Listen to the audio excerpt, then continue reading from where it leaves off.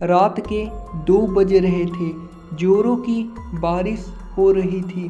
घना अंधेरा था। बादल रह रहकर गरज रहे थे। थोड़ी थोड़ी देर पर बिजली चमकती तो आसपास की चीजें दिखाई पड़ती थी, अन्यथा हाथ को हाथ दिखना भी मुश्किल लग रहा था। झारखंड के घाटशिला स्टेशन के बाहर रामदीन अपना ऑटो लगाए सवारी का इंतजार कर रहा था।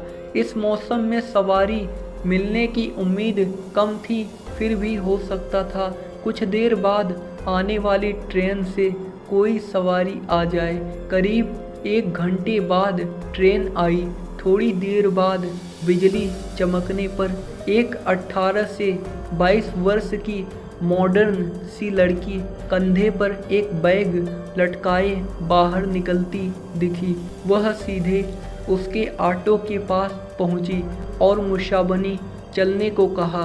रामदीन ने कहा कि रात का वक्त है, इसीलिए वहां चलने पर 500 रुपये लूँगा, नहीं तो 2-4 घंटे इंतज़ार कर लीजिए, सुबह 100 रुपये में ले चलूँगा। लड़की बोली, अभी 200 रुपये रखो, बाकी वहाँ पहुँच कर दूँगी, और ऑटो पर बैठ गई। रामदीन ने ऑटो बढ़ा दिया।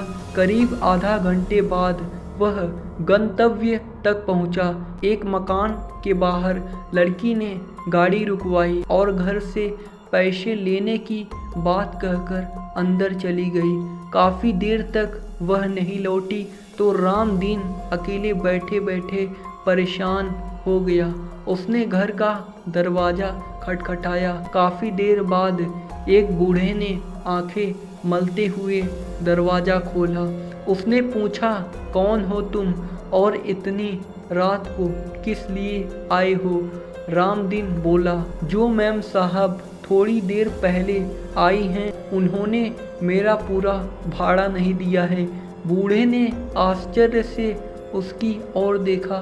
बोला, यहाँ तो कोई मैम साहब नहीं रहती, मैं अकेला रहता हूँ। रामदीन की नज़र एक फ़ोटो पर पड़ी। उसने कहा, यही मैम साहब तो आई थी, उन्हें स्टेशन से लेकर आया हूँ। बूढ़े ने उसे आश्चर्य से देखा, फिर बोला, इस लड़की को मरे 8 साल हो गए। देखो फ़ोटो पर माला डाला हुआ है, ये मेरी पोती थी, ये कैसे आ सकती है? रामदीन के होश उड़ गए। वह चुपचाप अपने ऑटो के पास पहुंचा। उसने देखा कि सीट पर 100 के 3 नोट रखे थे। उसने नोट जेब में रखा और वहां से बेतहाशा भाग गया। उस दिन से उसने रात में ऑटो चलाना छोड़ दिया।